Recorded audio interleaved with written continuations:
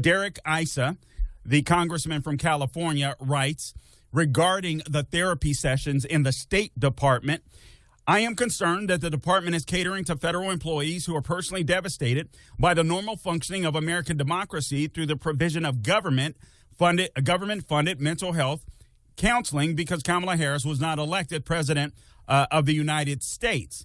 In addition to the therapy sessions, Am Greatness writes, an internal State Department email advertised an, quote, insightful webinar where we delve into effective stress management techniques to help you navigate these challenging times, close quote. Change is a constant in our lives, Issa writes, but it can often bring about stress. Oh, I'm sorry. This is the State Department. Change is a constant in our lives, but it can often bring about stress and uncertainty. Join us for an insightful webinar where we will delve into effective stress management techniques to help you navigate these challenging times. This session will provide tips and practical strategies for managing stress and maintaining your well-being.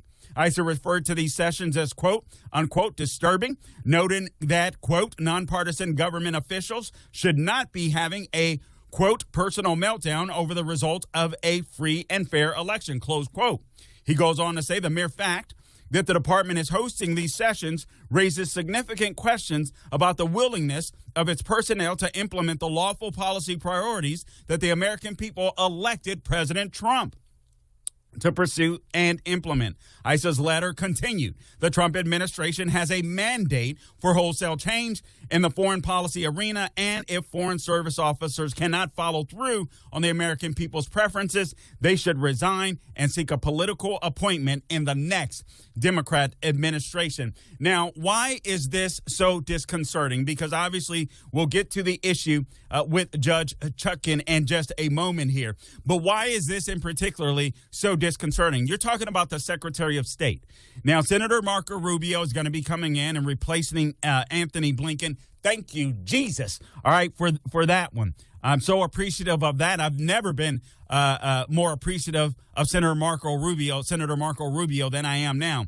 And I mean that sincerely. I like Senator Marco Rubio. I think he has been a good senator for the state of Florida. I've had my disagreements with him on some issues, but overall, I think he's been a good senator. I think he's going to make an excellent Secretary of State, given the times that we're living in right now and the foreign policy debacle that the Trump administration will be inheriting. But this is why this is so disconcerting to me. This is the Secretary of State. This is the State Department. This is a guy that's over our foreign policy, dealing with the, relations with foreign adversaries and allies and all of that kind of good stuff. And yet here he is with the audacity to send out this email saying, hey, if you guys need therapy sessions after this loss, I'm paraphrasing, but hit me up. Now, what's so disconcerting about that is the fact that all of these employees are supposed to be neutral.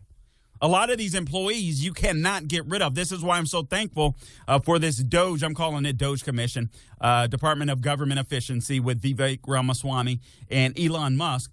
But this is why this is so crucial. The fact that the Secretary of State is comfortable enough to send out an email that says if you need therapy sessions because Trump is elected, not only suggests that you have children in the State Department that can't deal with life, but you also have a bunch of left-wing radical loyalists that are loyal to the system, not just necessarily loyal to a Kamala Harris or to a Joe Biden, but have been trained and brainwashed perhaps on these college campuses, and now they are loyal to a system. The work that President Trump is going to have to do. This is why I say, guys, it is fun. I am so glad we won that election. We all breathed a sigh of relief. But I'm telling you, the work has just begun. As Ned Ryan and his book has said, The American Leviathan, we are talking about a state within a state. You're talking about a group of people that literally want to get rid of our civil liberties. They don't even think about it. I don't even think a lot of these people think about it. But the fact that you have the Secretary of State talking about therapy sessions, You got grown behind men and women working in our federal government that have to be treated like little babies. And you've got grown behind men and women in our federal department that are literally adversarial to our system as it exists. What will they do? This is the deep state. It's not complicated. Frankly, anyone, in my opinion, anyone who took Secretary of State Blinken, and I'm so glad we get to say former soon, up on that offer, in my opinion, should be fired. If you're a grown behind adult and you can't listen, we suffered through the election of 2020. We all have our disagreements with it. We suffered through it. We endured. We accepted it. And we continue to fight for 2024. These people are supposed to be neutral. That's very scary to me. That's very scary to me. And so I want you to understand, we're all excited. We all can bring good news. Forgive me. I know sometimes bad host. I get it because I come with the thunder sometimes. But, man, I don't play when it comes to freedom. I simply do not play when it comes to freedom. I want to make sure that after President Trump leaves the White House, that America is even more free than he left it, quite frankly. When whomever the next president is, I want the same. I want the same thing. For the full episode of The Dennis Prager Show, go to pragertopia.com, sign up, and become a full member.